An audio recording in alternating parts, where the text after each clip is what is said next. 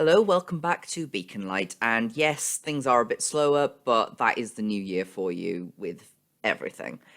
Before we get going, I have a quick note, a fun announcement. I've released a really cool prompt generator for character clothing and AUs and more of that, which you can find at kessbeacon.itch.io.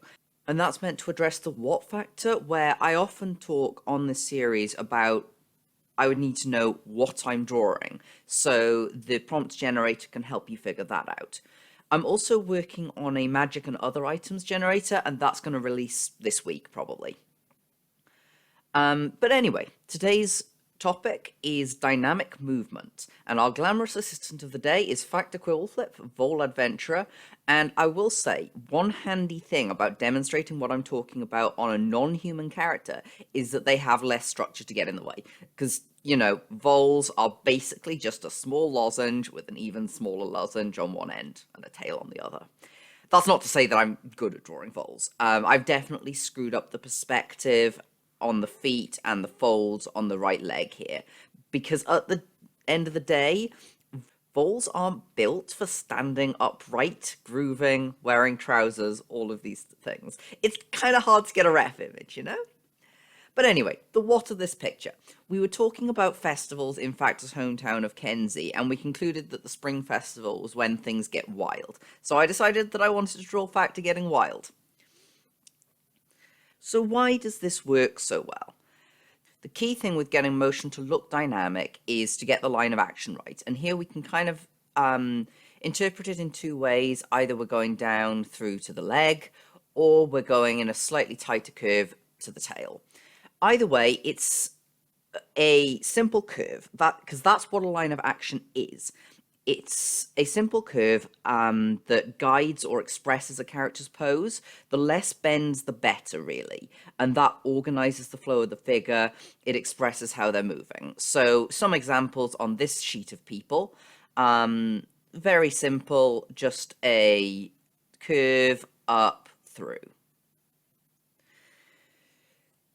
In this instance, Factor is dancing. And now this looks like quite a modern dance move with the way the arms are moving, the way the legs outstretched, but they're probably going to reverse that position very soon. And we'll have a quick look at the sketch here. So it's all intact, this pose, right from the beginning. And this dance, we can probably tell just from this, doesn't involve a lot of jumping around.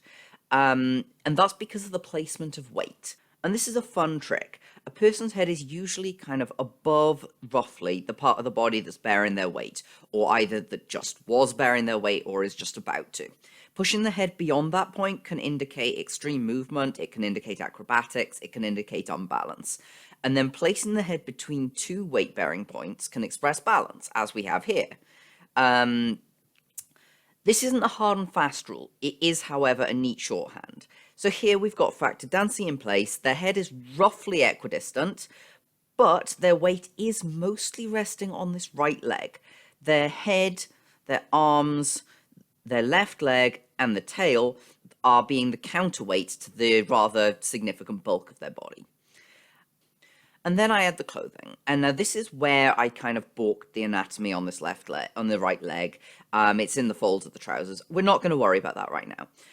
In general, I just want to note, so the trousers creasing and stretching is following that line of action between the hip and the leg, and the pendant swings then in a counterweight, and the string vest has swung out. And I'll fully confess, I'm pretty bad at the directionality of that kind of a swing. In this instance, it doesn't really matter. It's flaring out beyond the body. It's sort of creating this visual counterweight alongside the pendant. And the circle of the bottom hem creates this dynamic swing, and that breaks up the shape in a way that echoes the arms. And after this, it's on to line work and color. And I'm kind of going to fast forward through this. So obviously line art, color, and so on.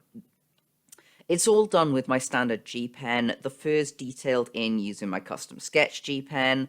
On top of that, we've got the string vest detailing and the lighting thereof. What I should have done with these was I should have done a folder for these two layers and then put just a single layer clipped to the folder, but I didn't really know about folders then, so it's fine.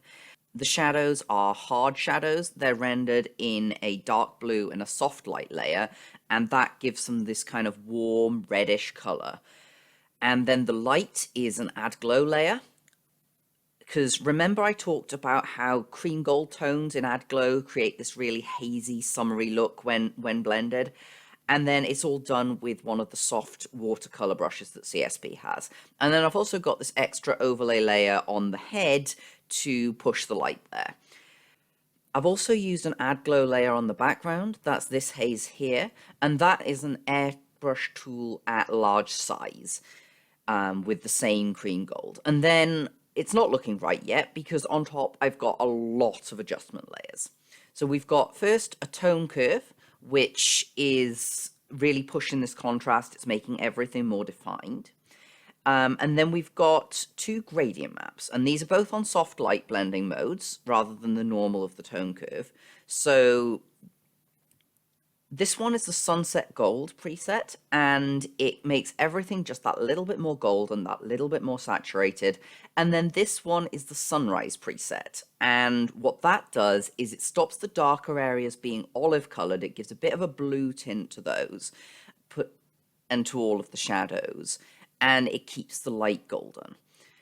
So there you have it, one precious, lovely little vole with a shadow that I haven't remembered to reinsert. There's the shadow. The village elders don't approve of factor dressing like this, but what are they going to do about it? It's the spring festival. That's a young critters time. And it's going to fuel the gossip mill for all the long months of summer. So there you have it. And that was quite a quick one. And I hope that was helpful to you in terms of thinking about dynamism and about motion. I'll see you next time. Until that point, good luck with all of your projects, have fun, and check out my generators, please. Bye.